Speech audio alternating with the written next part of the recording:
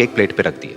दूसरे बोल में से उन्होंने वो अंडे निकाले और निकाल करके एक और प्लेट में रख दिए, और तीसरे बोल में से जो कॉफी थी उसको छान करके एक कप के अंदर भर दिया और वो वहीं सामने स्लैब पे रख दिया और अपनी बेटी से पूछा कि तुम्हें क्या दिख रहा है। तो उनकी बेटी को थोड़ा सा गुस्सा आ गया। उसने कहा कि इसमें देखना क्या है, एक में आलू है, एक में अंडे हैं और एक में कॉफी है। तो उसके पिता ने कहा कि एक बार इनको छू करके देखो, शायद तुम्हें कुछ समझ आए। तो उसने सबसे पहले आलूओं को छुआ, तो जब उसको छुआ और थोड़ा सा दबाया तो पिता ने वो कॉफी वाला कप उठाया और अपनी बेटी को कहा कि एक बार इसको सूंघ करके देखो।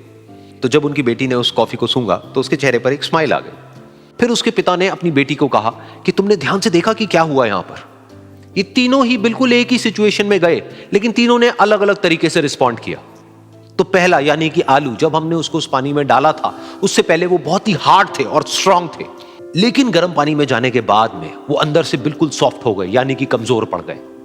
दूसरे थे अंडे, जो गर्म पानी में जाने से पहले अंदर से बिल्कुल ही कमजोर थे, लेकिन गर्म पानी में जाने के बाद वो अंदर से स्ट्रांग हो गए।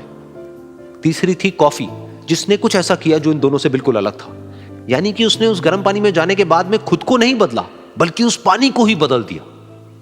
बिल्कुल इसी तरह से हमारी जिंदगी में भी होता है। तुम्हारे ऊपर है कि तुमको इन तीनों में से क्या बनना है। एक, आलू के जैसा, यानी कि जब तुम्हारी जिंदगी में कोई मुश्किल आए तो तुम अंदर से पूरी तरह से टूट जाओ, यानी कि कमजोर पड़ जाओ। दूसरा, अंडे के जैसा, यानी कि जैसे ही तुम्हारी जिंदगी में कुछ मुश्किलें आए, वो मुश्किलें तुमको अंदर से तोड़े नहीं, बल्कि तुम अंदर से और स्ट्रांग हो जाओ। या फिर तीसरा, यानी कि कॉफी के जैसा, मतलब कि जब तुम्हारी जिंदगी में कुछ मुश्किलें आए तो तुम ना सिर्फ उन मुश्किलों का डट करके सामना करो, बल्कि अपनी जिंदगी को ही बदल दो।